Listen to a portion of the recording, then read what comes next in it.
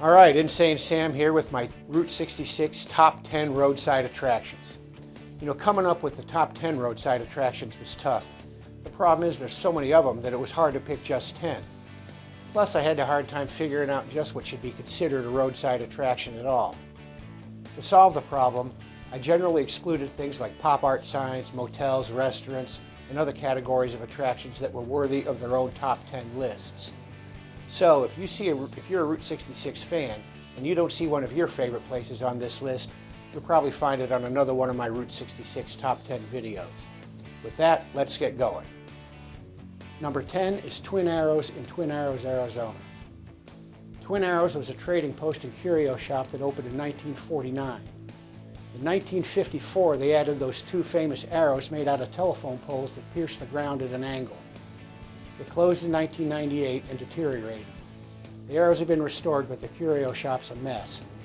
Now a new casino called the Twin Arrows Casino has opened up right next door practically. You'd think they'd fix that up and make it some kind of cool little shop for their business, but they haven't done it. Number 9 is the Milk Bottle Building in Oklahoma City, Oklahoma. The Brahms Giant Milk Bottle sits atop a 300 square foot building constructed in 1930 to house a place that was called Milk Bottle Grocery. The giant milk bottle was added in about 1948. There are plans to restore the building to its original appearance, presumably including the milk bottle, but nothing seems to be happening. Number 8 is the Jackrabbit Trading Post in Joseph City, Arizona. The Jackrabbit was opened in 1949 by James Taylor, not the singer, who bought a snake farm and turned it into the current Jackrabbit Trading Post. He advertised with these billboards with nothing but a silhouette of a giant rabbit. When you finally get to the trading post, you find one of those big silhouettes, but it says, "Here it is," on top of it.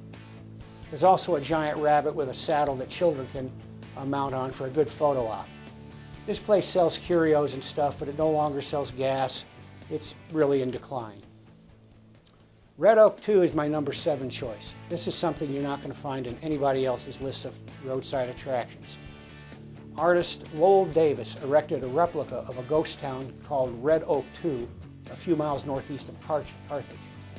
Davis grew up in the real Red Oak, which is now a real ghost town, but he moved and restored the buildings from the original Red Oak, and he's added some other buildings like a Phillips 66 station, an old schoolhouse, a feed store, a diner, town hall, blacksmith shop. And Davis himself lives in the house where the famous female outlaw Belle Starr once lived. Lowell Davis will tell you that what he's done with Red Oak 2 is he's built a piece of artwork that is the town itself, and each of the buildings is its own standalone piece of artwork.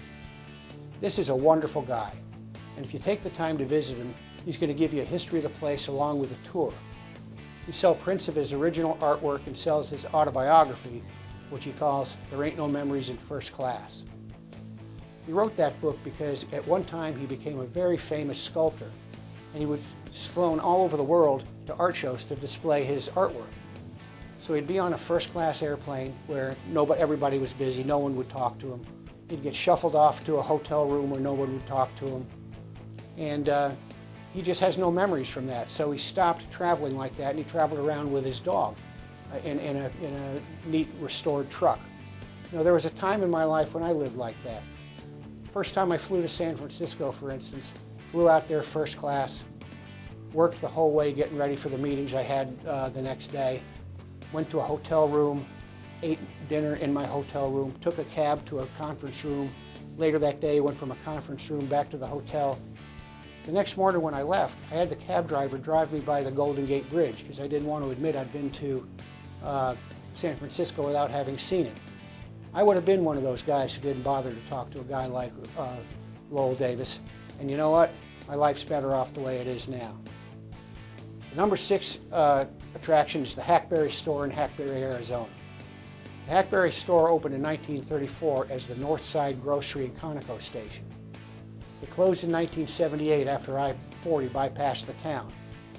In 1992, Route 66 artist Bob Waldmeyer bought it and opened the Hackberry Store as a tourist center and souvenir shop. Waldmeyer sold it to the current owners in 1998. Today, the Hackberry Store is more of a museum than a store, but it sells souvenirs and refreshments, and a cold Coke is great when you're riding your motorcycle across that hot Arizona desert. Warning! This is a booty and breastises alert. I repeat, this is a booty and breastises alert. This is not a drill. This is not a drill.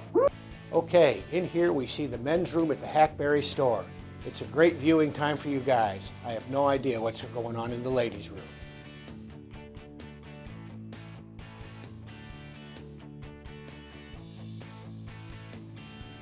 Okay, number 5 is Lucilles in Hydro, Oklahoma. Everybody traveling on Oklahoma's Route 66 westward would have had to pass by Lucilles. It opened in 1929 as a gas station, and in 1934 a motor court and a cafe were added. Lucille Hammond and her husband bought it in 1941 and changed the name to Hammond Court. But times were tough. Lucille's husband took off to be a cross-country truck driver, and he left Lucille to run the place by herself. Lucille's is always just the nicest woman that you could envision, and she enjoyed it because she was the mother of the mother road. Many of the travelers were dead broke. Lucille would feed them and give them gas in exchange for appliances or whatever meager possessions they might have. Sometimes she'd take their cars in exchange for money and they'd have to catch a bus or walk west. Sometimes she just fed them for free, and Lucille became known as the mother of the mother road. When I-40 bypassed Hydro, Lucille's gas, cafe, and motor court business died. She sold her last gallon of gas in 1986 and turned the place into a souvenir shop. She lasted another 14 years there and worked it till the day she died at age 85 that finished a 59-year run. When we were out of high school, we'd ride down here, see our buddies, and this is a good place to come hang out because we were 19 years old. And Lucille would sell us beer, and we'd play pool, drink beer, and I wasn't old enough back in those days. You had to be 21, but Lucille would sell us beer. She was a good woman. Number 4 is the Gemini Giant in Wilmington, Oklahoma. The Gemini Giant's a 20-foot tall green spaceman with a helmet that looks more like a welding mask than a space mask. He's holding on to a little rocket. The launching pad was closed for years, but it's reopened. The Giant has a sporty new paint job. They have a lot of Route 66 memorabilia in there, and they have a first-rate drive-in style food. The chocolate shakes are fantastic. Let's go take a look inside. Our intent with this wall right here is because of the fact that we have hundreds of people a week coming through from foreign countries all over the world, and then of course for Americans themselves. But what we're doing is we are bringing back nostalgia. We're bringing back information that's out there about movie stars, about rock and roll. We have an original ticket to Woodstock. We have all these neat things that show who Americans really are. And so our point was to showcase this and be able to tell our history. I mean, that's what this is about. And the launching pad was started back in 1965. It was expanded from the Dairy Delight, which was a small little roadside area, like a restaurant for travelers on Route 66. But during the space program with the Gemini missions, they expanded it out, called it the launching pad, and they bought the Gemini Giant. And so people from all over the world and all over the United States have been seeing the Gemini Giant since 1965. There are two similar giants in Illinois. One's the Bunyan Giant in Atlanta. It's got a giant hot dog. And the other's the Louderback Muffler Man in Springfield, who's supposed to hold a muffler, but he usually has an American flag. The Gemini Giant's by far the coolest of these three. My number 3 roadside attraction's the Blue Whale in Catoosa, Oklahoma. Time magazine named the Blue Whale as one of the 50 best roadside attractions in America. It's one of those places that's just as cool as you hope it'll be. Hugh Davis owned a couple of other Route 66 businesses in the area, and he built the Blue Whale as a birthday gift for his wife Zelta, who ran a place called the Alligator Ranch next door. It's kind of a swimming hole kind of deal now, but no one's allowed to swim there anymore. Number 2 is the Cadillac Ranch in Bushland, Texas, right outside of Amarillo. This is a truly strange place. The Cadillac Ranch was built by Stanley Marsh in 1974 out of 10 Cadillacs buried in a field at an angle that's supposed to be the same angle as the Great Pyramid of Giza. The 10 cars represent each of the 10 tail fin styles the Cadillac produced. But you can't see any tail fins anymore. The things have been vandalized and torn apart. You can walk out to these cars and you'll find them all spray painted and stuff. The interiors have been scavengered, but it's a really cool, very strange place. Drum roll please, here's my number 1 roadside attraction on Route 66. It's the Merrimack Caverns in Stanton, Missouri. This place ranks as number one because it's been in operation for so long and it's just as prosperous as it's ever been. The Merrimack Caverns are advertised on billboards and with ingenious paintings on the sides of barns and things all over Route 66. Some of these signs on the side of barns and stuff survive. These are a large, privately owned set of caverns. They're spectacularly lit to feature stalactites and glistening underground ponds and streams. To view them, you got to take a guided tour that lasts about an hour and 20 minutes. Tours leave about every 20 minutes, so you don't have to wait around.